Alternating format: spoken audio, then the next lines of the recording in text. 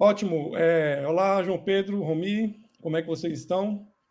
Estamos aqui hoje para Olá, falar olá, hoje sobre Rony, olá, Romi. Que coisa boa estar aqui com vocês aí. Olha aí o Rony conosco aí. Prazer. João, tudo bem, João? Beleza, beleza, amigo. Prazer. E Muito por prazer estar aqui com tá vocês frio, João. aqui. Aqui eu estou aqui com 2 graus. Ontem, de outro para hoje, deu 2 graus. Aí tá dando quanto por aí pelo Brasil? Brasília está menos, deve estar agora 24 graus, não é? Mas eu Certo. estive semana passada no Maranhão e passando pelo Tocantins com 40. Então tá fazendo uma média entre o clima aqui e o seu, estamos numa boa temperatura. Tá numa boa temperatura, é verdade, é verdade. perfeito. Perfeito. Muito Ótimo. bem. Então, estamos aí para falar daquele vídeo polêmico, né? O pastor lá que decidiu tornar a igreja não somente um comércio, né? Decidiu tornar um comércio particular. Além de ganhar dinheiro ali de forma esquisita, e ainda quis fazer um comércio do comércio, né? A venda da igreja. Então, vamos ver o vídeo aqui rapidinho, e aí nós já voltamos para os comentários, tá bom? Só um momentinho, vamos lá. Me falaram e eu não acreditei. Brincadeira, né, pastor? Eu tô sabendo que o Jackson vendeu a igreja com a gente dentro. Isso é uma sacanagem do senhor. O senhor vai dar conta Ele disso, vai tá? ser pastor de Aí, ó, vocês. pegando, botando já no carro, gente. Olha, Mas o Celso, até o portão. O Celso vai ser pastor de vocês da mesma forma. Não, mas o nosso compromisso não foi com o Celso, não. Foi com você. Você vendeu a igreja para um homem que a gente nem conhece, entendeu? Você Mas o pastor de deveria. lá sou eu. Sim, mas você deveria dar satisfação para seus A membros. satisfação de vocês é até o altar. Passou do altar entre eu e Deus. Vocês não têm nada a ver com isso. Então, pastor, Entendeu? eu sou quero o falar dono uma de lá. coisa. Vai vir no nome de quem cá? Tá no meu nome, tá tudo no meu nome. Então, eu tô saindo de lá, tá? Eu Poxa, que se lasque. eu quero a minha carteirinha. Vai pedir o Tá? Celso. Não, tem Não, nada a eu ver tenho com que pedir isso. pra você. E uma Nada a ver coisa, com isso. os bancos que eu doei, a janela que eu doei, eu também vou querer, porque o senhor não vai levar, não. Vai na justiça, vai Ah, se lascar. E tem uma eu vou coisa na ainda, não se justiça? levanta contra o homem jeito não, tá? Nossa, que Se bonito, eu né? estender a minha mão sobre você, Que bonito, tudo né? se fecha. Um homem que se dizia, né? Levanta contra o ungido do Senhor, não. Nossa, que lindo. Tá, Parabéns vamos pra lá. você, tá? Aí, ó, gente, ó. Tá aí, ó. Levando as coisas, tirando tudo de dentro da igreja. Bem, pois é. Então, quem quer começar com a primeira palavra aí a respeito do nosso pastor maravilhoso aí, pastor comerciante de igrejas? Quem quer dar a primeira palavra aí? Talvez eu comece, mais do que esse pastor específico, vamos ter que falar de uma tendência do tempo moderno. Esse pastor, na verdade, não está sozinho. Há muitos outros pastores fazendo isso.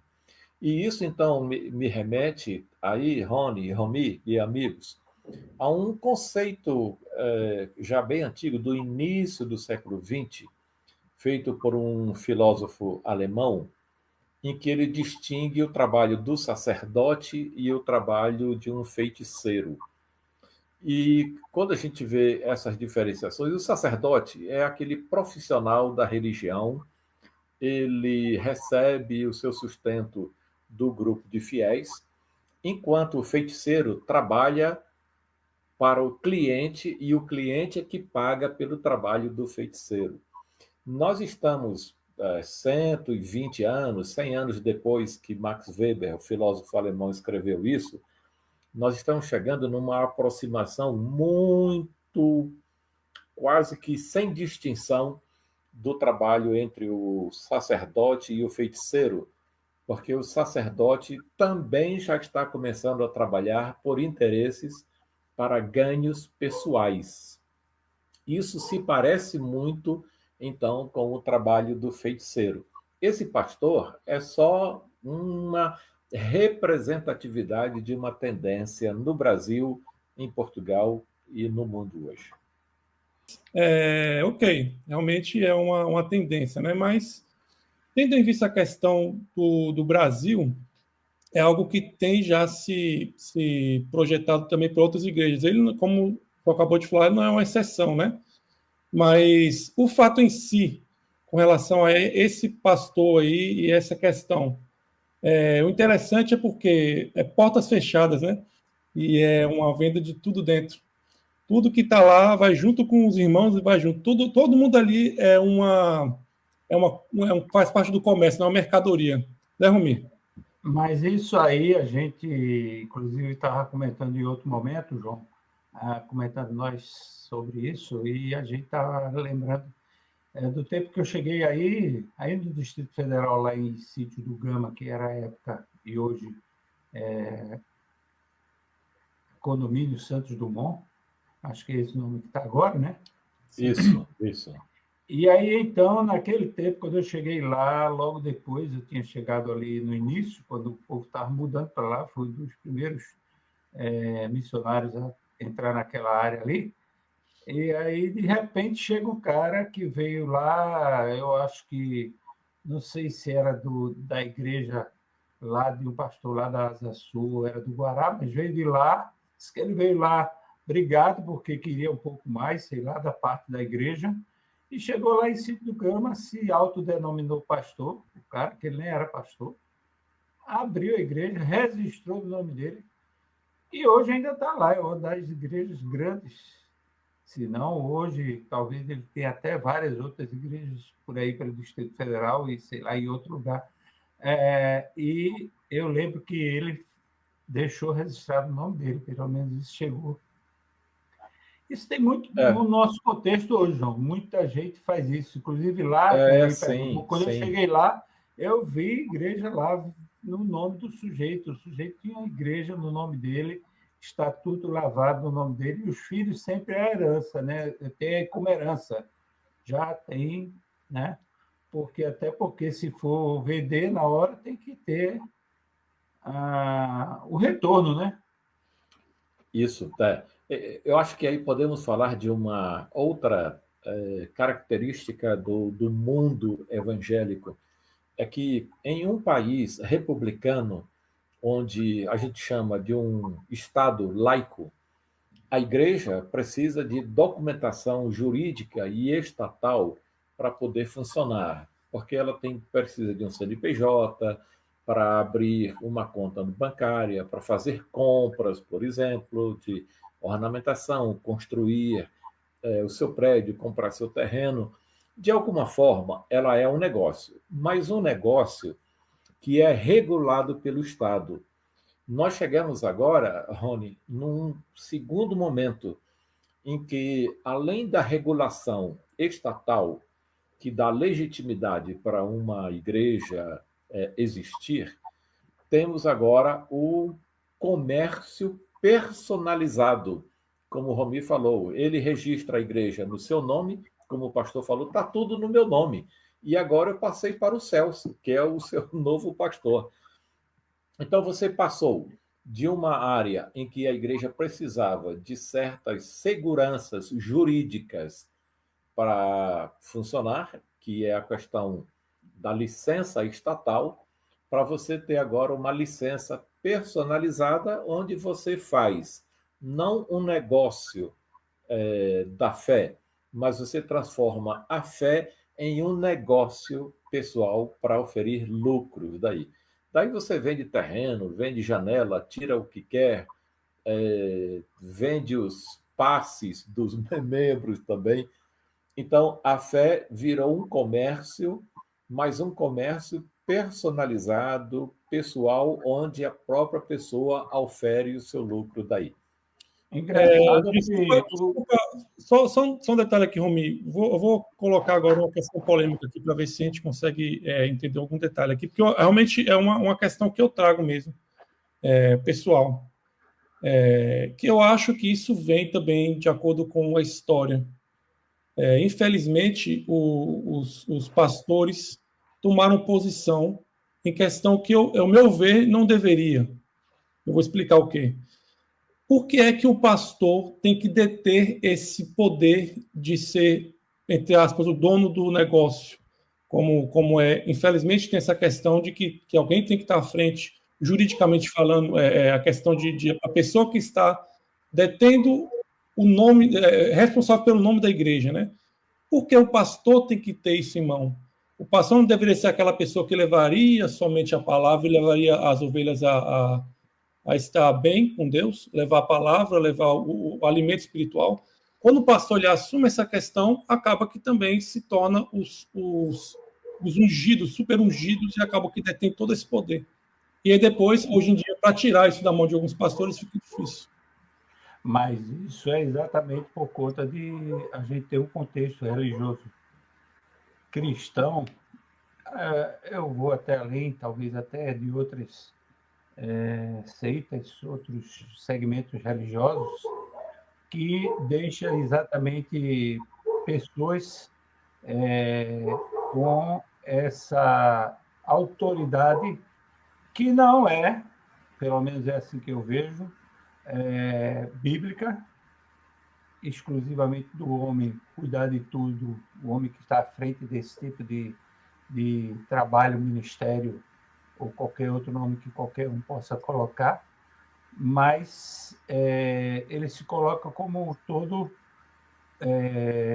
capaz, e as pessoas já compraram isso por conta da própria cultura, né, João?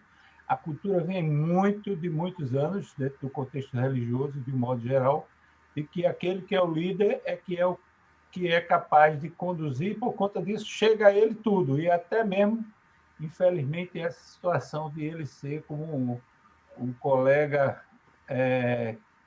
entre aspas, tem entre aspas, pastor aí, se coloca como não somente a unção vinda por parte de Deus para direcionar aquela situação de compra e venda, que foi o caso que ele vendeu, mas até da vida das pessoas, né, João? Isso, concordo plenamente. E eu quero usar aí um termo, um gancho que você pegou. As pessoas compraram essa ideia. Porque, a princípio, Rony, não existe isso numa associação ou numa comunidade, porque isso tudo está regulado em estatuto. O estatuto diz que a igreja pertence àquela coletividade. No entanto, eu acho que isso também é uma tendência muito no Brasil, é a tendência do personalismo, não é? Ah, eu sou da igreja do pastor fulano, eu fui batizado pelo pastor fulano, fui casado pelo pastor fulano. Tem muito disso, que se parece muito com aquele coronelismo político, aquele coronelismo do Nordeste, em que a pessoa manda. E logo as pessoas compram isso e acabam, de forma inocente, inadvertida, ou talvez por conveniência, entregando isso tudo para o pastor. Chegar no ponto em que esse pastor do vídeo chegou é um outro passo, é um passo só. É uma consequência que deriva da outra. Esse passo, onde as pessoas hoje, eu não sei como é que está aí em Portugal, mas as pessoas dizem assim, eu estou sob a cobertura de fulano, eu estou sob a cobertura da pastora fulana, estou sob a cobertura, e aí vem uma outra característica desse personalismo, desse coronelismo dentro do evangelho hoje, eu estou sob a cobertura agora do apóstolo fulano, eu estou sob a cobertura do bispo fulano. E aí, quando você começa a chegar lá, você começa também a acreditar que o pastor é detentor dos bens simbólicos. Ele não é só detentor dos bens materiais, ele é o dono da igreja. Ele começa a ser também dono dos bens simbólicos. Ele retém para si os bens. E que bens simbólicos são esses? Quando ele diz, não atente contra o ungido do Senhor. Eu posso retirar a bênção que eu já coloquei sobre você. Quer dizer, o cara domina a vida material da igreja, praticamente tudo é dele, o curral é dele, ele vende com porteira fechada. Quando ela diz, eu vou tirar meu nome da igreja, vou pedir minha carteira, pede para o pastor que agora ele é o dono de você. Ele detém todo o poder material, mas agora ele detém o poder simbólico, o poder invisível, o poder espiritual. Assim, não atente contra o ungido do Senhor. Eu posso retirar a bênção e, no lugar da bênção, porque eu ainda tenho autoridade sobre você, eu posso amaldiçoar e aí você vai se dar mal. Ele diz isso, exatamente. Ele coloca dessa forma. E ele coloca dessa forma, claro, é o tom de ameaça, né? Nesse sentido, é bem claro, e é interessante que ela coloca a questão dos bens, que ela é aí onde a gente estava falando nesse sentido, que todo mundo comprou essa ideia, até mesmo os membros, que aquilo que ela deu também ela quer de volta, né? Então, todo mundo está no pacote só, né, João? Aprender uma coisa, isso está bem bíblico, né, João? Tá tudo num pacote só. Mas eu acho que essas questões das doações, ainda se as doações pertencem definitivamente para a instituição doada, ou se quem doou tem alguma participação ou outra, ou se isso pode ser desfeito, eu acho que isso ainda vai merecer uma grande discussão e talvez até num outro debate, numa outra conversa, a gente volte aqui, mas é, no mínimo, uma situação muito estranha. No entanto, fica talvez um sinal de alerta, até para quem é daquelas igrejas chamadas históricas, batistas, metodistas, presbiterianos. Batistas, metodistas, presbiterianos, congregacionais, têm entrado nessa jogada de forma inocente e estão começando a falar as mesmas coisas, acreditando nas mesmas coisas e invocando as mesmas coisas. Há pastores batistas que eu conheço e que eu sei aqui no Brasil que ele manda e desmanda. Se a pessoa quiser namorar, tem que vir falar com ele, e ele é que tem que dizer que se vai dar certo ou não vai dar certo aquele relacionamento. E a moça, quando está para casar, tem que passar uma semana na casa da pessoa fazendo o trabalho doméstico, e então ele avalia se aquela pessoa está pronta para casar, se vai dar certo. É o segundo teste, se vai dar certo com o seu noivo. Essa E há pastores batistas que já são chamados de pai, não, nem pastor. No Brasil, eu acho que em Portugal também está chegando isso. É preciso prestar atenção, porque a gente, às vezes, começa a olhar para os outros e diz assim, nossa, o neopentecostal chegou num extremo, chegou no fundo do poço. Não. É bom que nós estejamos espertos quanto a isso, porque esse mesmo tipo de linguajar, e olha, aquilo que você fala, aquilo que você invoca, aquilo que você evoca, já tem no seu subconsciente uma certa crença. Então, está todo mundo, eu diria, e infelizmente, fazendo parte desse mesmo barco. João, dentro disso aí, João, eu até, vamos dizer assim, eu vou dar a mão à palmatória. É porque eu vi muitas pessoas me chamar de pai e mãe para minha esposa, aí nas igrejas onde a gente pastoreou no Brasil, né? Mas não pensei por esse lado, mas a gente termina que a gente está trazendo o que a gente não deveria trazer para nós, porque é uma coisa muito séria, uma responsabilidade não só diante da comunidade, mas uma coisa que... E aí onde eu queria ir um pouquinho mais além, João, não sei se agora, mas um pouquinho mais, onde está isso na Bíblia? Nós estamos fugindo, né, João? Então, estamos e não estamos. Algumas coisas sérias que acontecem depois, geralmente começam em tom de brincadeira. O Belchior, grande cantor nordestino, né? Sim. Cantava assim, foi por medo de avião que eu segurei pela primeira vez a sua mão. Agora ficou fácil, não é? Ou como Erasmo Carlos cantava, quando eu era criança, não é? Ele dizia e fazia uma série de coisas e tal. A gente brincando, pega a mão da moça daqui a pouco vem um beijinho no rosto, daqui a pouco está namorando, daqui a pouco está casando. Eu estou dizendo isso porque hoje, alguém querendo me agradar, chama a minha esposa de bispa, me chama de pai. Ela talvez esteja fazendo isso até de uma forma carinhosa, mas daqui a pouco isso passa a fazer parte das minhas crenças e das minhas práticas, e eu começo a exigir isso de outras pessoas e começo a cobrar daqueles que não me chamam de pai, que eles vão ter que me tratar assim. E aí, sem que eu queira, já estabeleci uma doutrina. Agora, quando você me pergunta... Graças a Deus, então isso não caiu em mim, não. Pois é. E aí...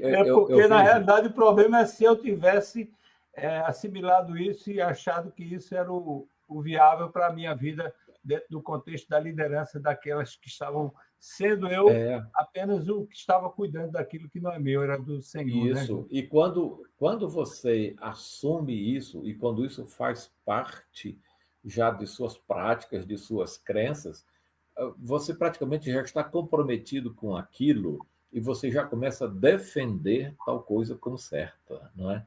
Eu diria que isso é muito antigo, bem antigo mesmo. Eu iria até o tempo dos juízes, depois de Josué morto, veio um tempo dos juízes antes dos reis de Israel. Nós estamos aí no 11º século antes de Cristo, então vão-se aí 3.200 anos por aí, onde, não havendo rei, não havendo juízes, os sacerdotes começaram a se alugar para servir como sacerdote de uma família. Depois vem uma tribo que é maior e pergunta assim, isso é Juízes 17. Me diz uma coisa, o que é melhor para você? Ser juiz de uma família ou ser juiz de uma tribo toda? Olha, que nós estamos falando de 30 séculos. 30 séculos, 3.000 anos. Sacerdotes já estavam se alugando para trabalhar como sacerdotes profissionais e mudando, não é, de status, porque agora ele era sacerdote de uma tribo. E quando ele foi sacerdote da tribo, o que diziam então assim, agora Deus vai nos abençoar porque nós temos um sacerdote conosco. Quer dizer, vender uma igreja hoje nos parece estranho, mas na história da religião, na história do cristianismo, isso já está há milhares de anos já presente. Eu diria assim, esse perigo já está nos rondando há 3.000 anos, infelizmente.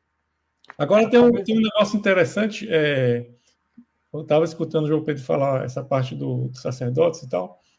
Não tinha também os discípulos lá que estavam brigando para ver quem ia ficar do lado direito, do lado esquerdo de Jesus e convivendo com o próprio Cristo. Você fala, eu vou ficar direito, você vai ficar esquerdo, as mães lá brigando e tal. Não tinha uma história dessa? Então você tem. É de longe, mas muito mais perto também, né?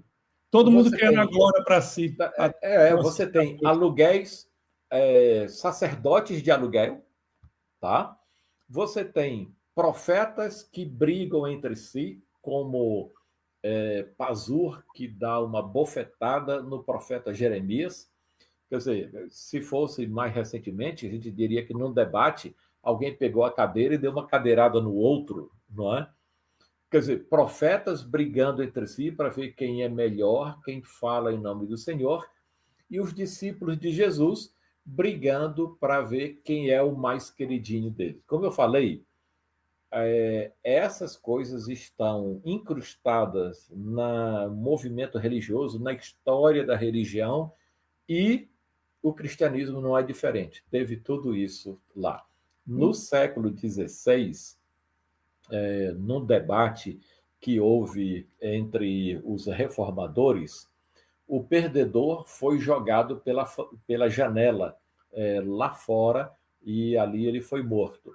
A palavra em latim é defenestrar. Há um termo em português chamado defenestrar, que é exatamente jogar o outro pela janela quando você não concorda. Então, essa disputa de poder, essa querela do poder, essa briga, essa guerra pelo poder, como eu falei, é de 3.000 anos, é de 2.500 anos do tempo de Jeremias, é de 2.000 anos no tempo de Jesus, é de 500 anos no tempo dos reformadores. Certo. E hoje também tem uma coisa que é muito interessante, que é as igrejas brigando. Vamos esquecer agora os pastores, vamos colocar agora no coletivo também, porque eu acho que a culpa também tem muito a ver com o coletivo. Aquela coisa das igrejas brigando para ver quem vai ser a igreja mais bonitinha, a igreja mais certinha. Ah, o meu ministério de louvor é melhor que o seu, nós temos o melhor grupo de evangelismo. Ah, porque o nosso pastor, quando ele ora, o povo cai, o povo é curado. Aí já bota a foto do pastor na placa da igreja. Cada nome de igreja é um melhor que o outro, um mais chamativo que o outro. Né, Romy? Eu acho que pouco que eu convivi contigo no ministério aí, ajudando em algumas questões, nós podemos ver muito disso, né? E também acontece também hoje, não de forma tão explícita, mas também implicitamente também dentro das igrejas batistas tradicionais, presbiterianas, que se dizem mais tradicionais, mais detentoras daquela forma mais quadradinha de ser crente, mas também, como o João Pedro falou, já estão começando a associar coisas que não faz sentido. Então, acaba que a culpa não é o pentecostal, o batista, não, isso é uma coisa que está generalizando e está acabando apodrecendo as poucas maçãs que ainda existem boas no cesto, né? Na realidade, essas questões todas, como o João colocou ainda há pouco, eu vejo exatamente que vem da cultura e, por conta disso, materializou, vamos dizer assim, dentro do nosso contexto, por conta da própria nossa mente ter sido formada nesse direcionar. Na realidade, nós, religiosos cristãos, já vimos há anos ouvindo isso, aprendendo isso. Inclusive, uma vez a gente até estava conversando, né, João, como nós ensinamos muitas coisas erradas. Depois que a gente amadurece, a gente passa o tempo, João, a gente começa a aprender exatamente isso no nosso viver natural humano, mas muitas vezes a gente não quer dar o braço a torcer naquilo que é o lado espiritual, que nós erramos. Nós precisávamos ter feito diferente. Então, por conta disso, a gente não muda, e a gente não muda, e a geração que vem, ela continua com a mesma condição de achar que tudo está certo e vai alimentando os que vêm nesse mesmo rumo. Eu acho que por isso que nós estamos aí com esses anos todos, como o João bem mencionou aí, há 3.000 anos atrás, 2.000 anos atrás. E aí, então, da reforma para cá, a gente viu cada coisa que nós, vamos dizer, temos mais conhecimento porque está mais próximo de nós, né? O contexto da reforma está bem mais próximo de nós. E aí a gente ainda fica endeusando certas situações dentro do contexto religioso nosso dos dias de hoje, que estão completamente fora, né, João? Isso. Eu cheguei em Brasília em 79 e existia nitidamente uma guerra entre os pastores que tinham sido formados em Recife contra os pastores que haviam sido formados no Seminário do Sul, lá no Rio de Janeiro. Naquele tempo, tinha no mês de novembro o mês de educação ministerial, que a sociedade feminina fazia ofertas, doações, enxovais, né, para estudantes, mas sempre faziam para estudantes em Recife e faziam para estudantes no Rio de Janeiro. Os alunos de teologia de Brasília praticamente não eram contemplados com isso. Na análise de discurso, então você pergunta, o que eles estão dizendo com essas coisas? Presidente de convenção, diretor de evangelismo, diretor de convenção, geralmente era um ano alguém que formou no Rio, no outro ano alguém que formou em Recife, sabe? Esse discurso que não está declarado, mas está vivido, é muito interessante você perceber. Mas o Rony também traz uma outra questão. É que existe uma certa guerra fria quando você tem em um estado 2, 3 ou 4 igrejas que competem entre si. É uma guerra não declarada, mas é uma guerra. Minha mocidade é melhor que a sua. Eles se gloriam disso. Meu coral é melhor que o seu. O meu templo é maior que o seu. Mas de uma forma mais assintosa e mais declarada, uma igreja pode se revoltar contra a sua convenção e dizer assim: eu só sustento os missionários, eu só dou minha oferta, minha contribuição para o plano cooperativo, se você colocar esta pessoa que eu estou indicando no campo missionário. Eu não coopero se você não tirar aquela pessoa do campo missionário. Entende como é que é isso? Então, as igrejas têm a sua forma de demonstrar poder, às vezes, uma forma silenciosa, outras formas mais assintosas. Eles dizem mesmo: se você continuar com aquele missionário em tal campo, e geralmente é um interior, eu não contribuo. Ou eu contribuo se você colocar aquela pessoa para trabalhar no conselho, se você colocar aquele professor naquela faculdade. Essas sutilezas, no fundo, na teoria da análise do discurso, o que você tem é uma guerra de poder. Tá aí. Que em nada difere do rapaz que vendeu a sua igreja para os céus. Essa é a questão que eu estava aqui pensando, João. É exatamente isso. Aí a gente pega e vê esse vídeo, que traz coisas que, dentro do contexto daqueles que veem que não fazem parte do contexto, como o contexto religioso cristão, acham um absurdo. Mas, dentro do próprio contexto cristão que elas vivem, existe exatamente esse tipo de coisa, e a gente vê isso exatamente dentro dessa questão que você falou aí, bem, convenções, né? Congressos, né? Concílios, quando vai se formar, né, João? O cara, quando vai ser pastor, então, ele tem que ter um lado. Se ele não tiver um lado e não tiver uma linha bem direcionada, ele pode ser não aceito ou até mesmo amaldiçoado. Né? Exato, Por exato. aí vai. Infelizmente, a realidade é essa, né? É muita coisa aí que a gente tem visto e, como você falou, o Rony vai ter que fazer alguns outros vídeos para poder a gente conseguir. Eu acho que sim, eu acho que sim. É como eu falei, Rony, e Rony também trouxe uma coisa interessante. Em geral, nós herdamos algumas práticas duvidosas, vamos dizer assim. Só que na nossa geração, a gente acaba acrescentando novas coisas duvidosas que nós vamos passar para uma outra geração. Logo, logo, as denominações, os movimentos religiosos acabam com uma espécie de Alzheimer, se esquecendo para que existia aquilo, para que função aquilo foi criado. Vou dar só um exemplo aqui. A ACM, Associação Cristã de Moços, foi uma associação criada nos Estados Unidos a partir de jovens que usavam a educação física como evangelismo. Então, a Associação Cristã de Moços foi uma associação evangelística criada para usar o esporte para evangelizar outras pessoas. Quem conhece a Associação Cristã de Moços sabe que hoje, de cristã, ela só tem o nome. Você não pode nem falar de Cristo lá dentro.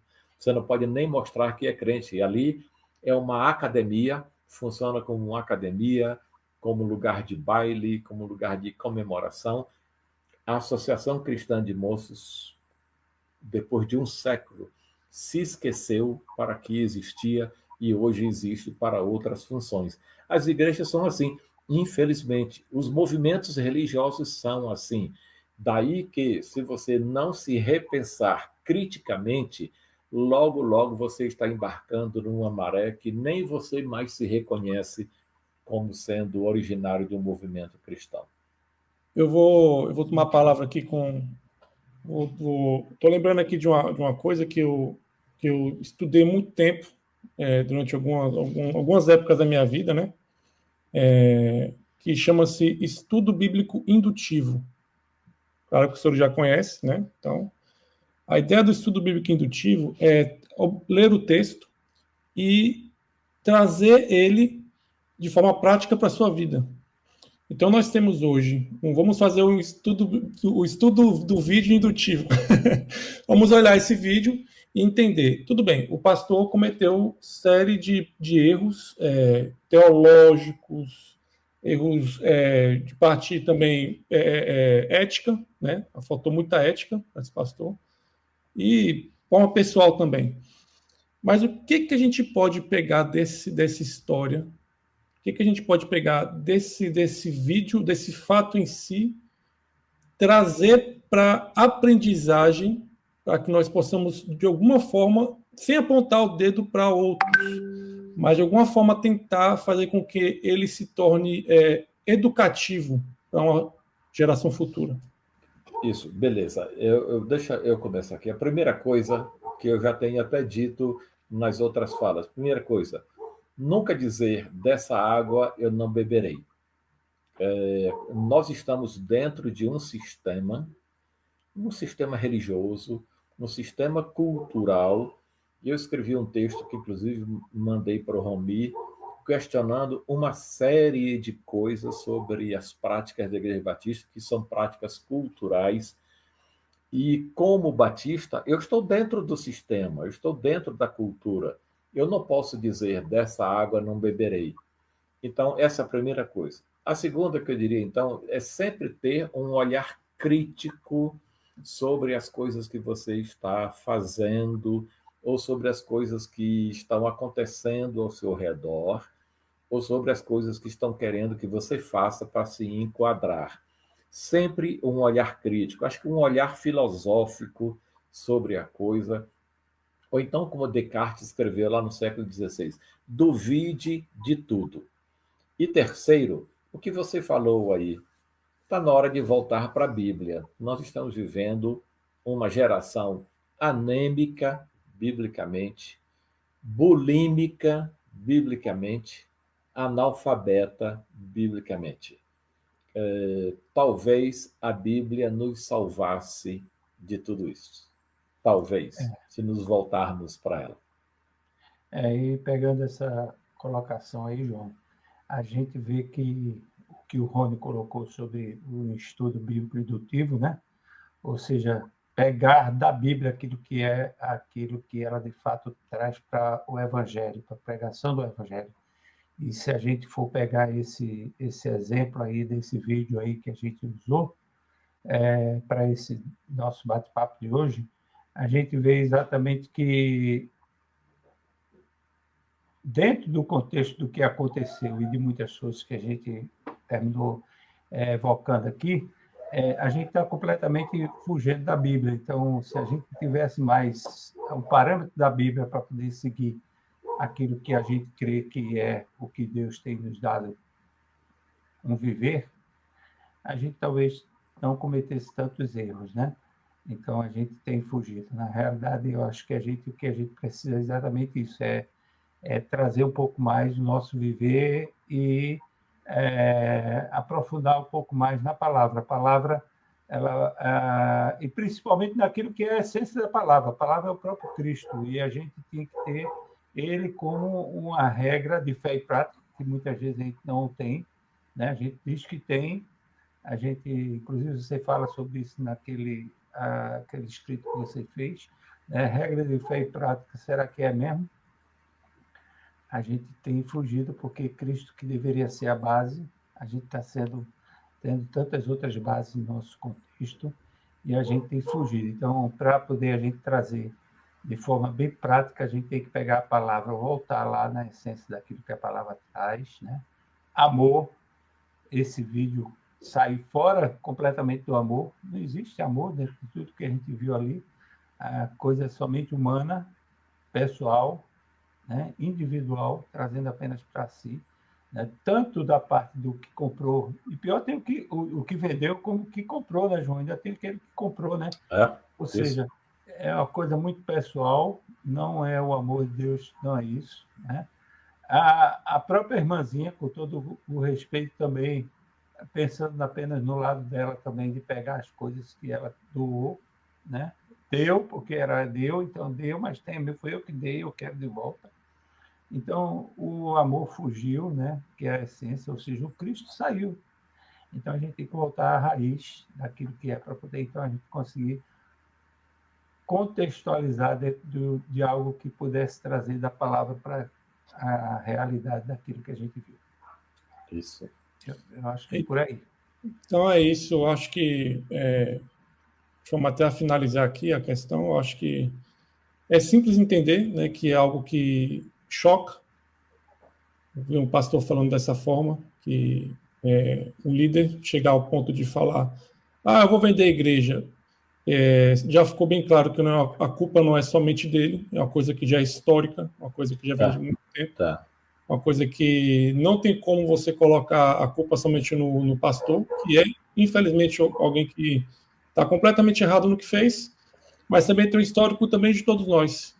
Eu acho que, como povo de Deus, temos que também ter corresponsabilidade pelo que está acontecendo. E isso levou a toda uma geração entender esse ponto. Interessante que esse ponto é um ponto, mas é todo um histórico de coisas ao redor que acabam deixando a situação complicada com relação ao tudo, né?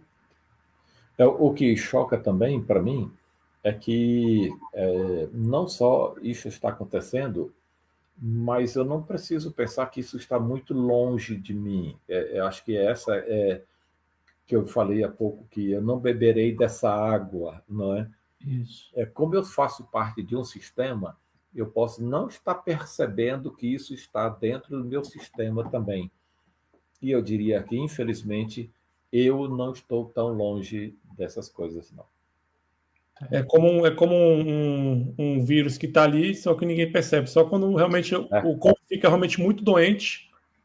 Só quando você está realmente doente no hospital é que você percebe que está doente. Interessante. Na realidade, eu queria colocar que nós temos que voltar à essência, a essência daquilo que é o que nós aprendemos em relação ao que Cristo fez. Ele fez, acima de tudo, amor. E a palavra nos diz, né, amor à igreja, né? Então, como igreja, como instituição, nós precisamos amar. E se nós amarmos, nós vamos fugir de algumas coisas.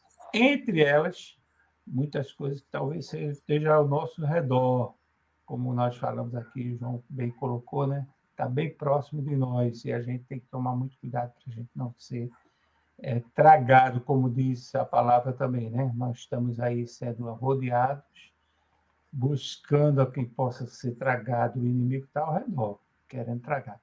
Infelizmente, esses dois personagens, o que vendeu e o que comprou, foram tragados e a irmãzinha foi levada nesse campo. Olá, João Pedro. Quando a gente desconhece a história, a gente está muito mais propenso a cometer erros ou recometer erros na nossa atualidade. Na segunda parte do século XIX, o governo brasileiro de Dom Pedro II começou a permitir que as igrejas evangélicas funcionassem, mas para isso ela teria que tirar uma licença do Estado para poder funcionar, e aí tinha que registrar os membros da igreja, o pastor e tal. Aquilo deu uma confusão danada, porque os crentes entendiam que a igreja tinha que estar radicalmente separada do Estado, mas acabou vencendo. Então, todas as igrejas tiveram que se submeter e fazer um registro para poder funcionar, um registro legal para poder funcionar. Hoje, é normal, é tranquilo que a igreja seja uma entidade com um CNPJ. Isso é normal. Mas acontece que, de lá para cá, muitas coisas vão comprometendo a igreja a ponto de ela poder chegar a se esquecer do que ela é e da sua própria natureza. Fica o aviso. Até breve. Um abraço. Ok, então, pessoal, muito obrigado aí por nos assistir até agora. Geralmente é o Romy que fala, mas hoje eu vou falar. Deixa o seu like aqui embaixo, tá bom? Se inscreve no canal, ativa o sininho e compartilha. Realmente foi uma palavra muito interessante. Foi um pouco longa, profunda, né? Falando de um vídeo curto, mas que nos traz aí muitas reflexões com relação a quem nós somos hoje, aonde chegamos e aonde queremos chegar como igreja, como corpo. Tá bom? Muito obrigado. Até a próxima. Até mais, Romy. Até mais, João Pedro. Tchau, tchau. Tchau, tchau.